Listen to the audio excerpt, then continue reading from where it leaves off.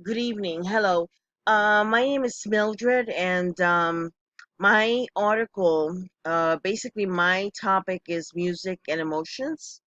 And the article that I use is called "Joint Rhythmic Tapping Elicits Distinct Emotions, Depending on Tap Timing and Prior Musical Training."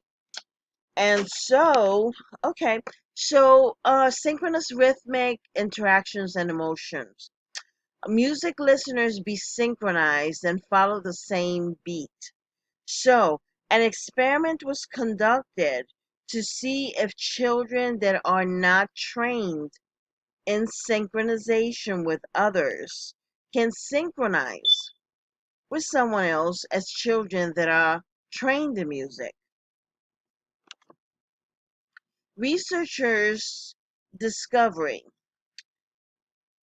they discovered that synchronous children and children that were playing asynchronously both were correct in the way they were playing. And the results were synchrony versus asynchrony evaluation. The findings, they found more synchronization and positive affect among musically untrained children.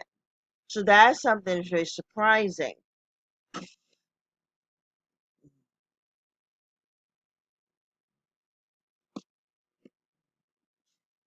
In conclusion, positive affect was not found among musically trained children.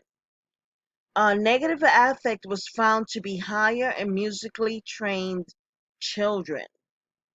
The article concluded that musically trained and musically untrained children respond differently to a synchrony.